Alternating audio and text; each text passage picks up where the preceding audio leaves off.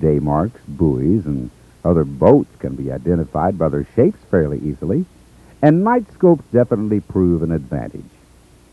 Contrast values are reversed by the night scope, and this takes a little getting used to. Generally speaking, dangers which might be hidden become obvious with a night scope. There are many different models of night scopes, and they provide various features that may be helpful. For example, the Night Mariner by ITT can be focused down to view objects nearby.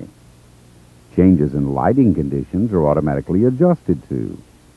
This prevents you from being blinded if you suddenly view a brightly lit object or area.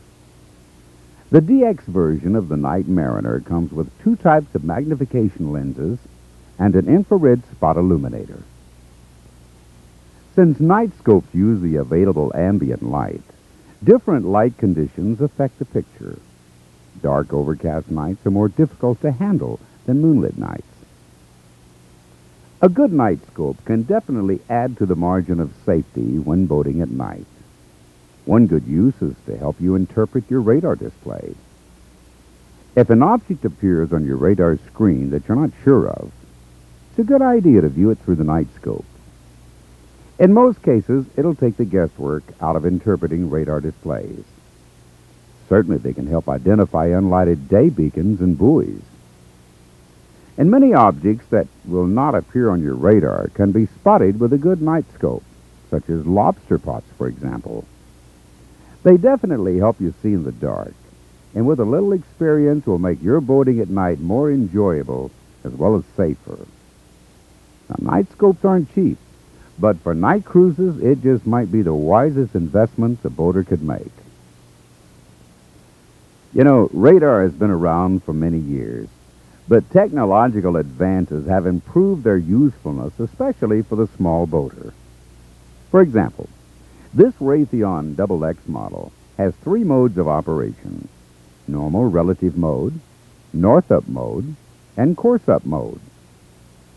By using the north-up mode, you can easily compare what's shown on a chart with what's displayed on the radar screen. The radar can be interfaced with a LORAN, or GPS receiver, which tells it your position, and an electronic compass, which tells it which direction you're headed. By placing a cursor on a moving target through what Raytheon calls a mini-automatic radar plotting aid, you can determine the target's direction and speed. The radar will draw a vector from the moving target and automatically set up a system of warning. Depending upon the chance of collision, the radar will visually and audibly warn you that the target is potentially dangerous, or that it is dangerous, or even very dangerous. Electronic charts also have helped nighttime navigation. Digitized charts, in this case CMAP cartridges, allow detailed charts to be shown on a video display at various scales.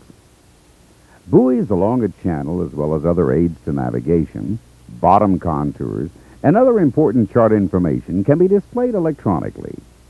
Hands-free reference can be made at your convenience. When this chart plotter has an input from a LORAN or a GPS receiver, your position is displayed, in this case as a flashing symbol. You can enter waypoints, follow routes, and navigate visually along lines shown in the charts.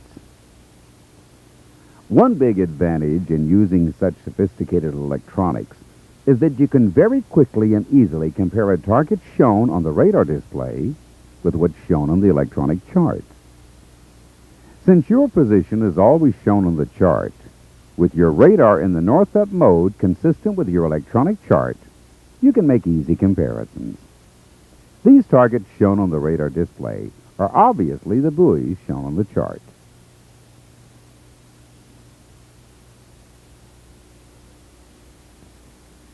This target on the radar display is something not shown on the chart and could be a boat not moving under power.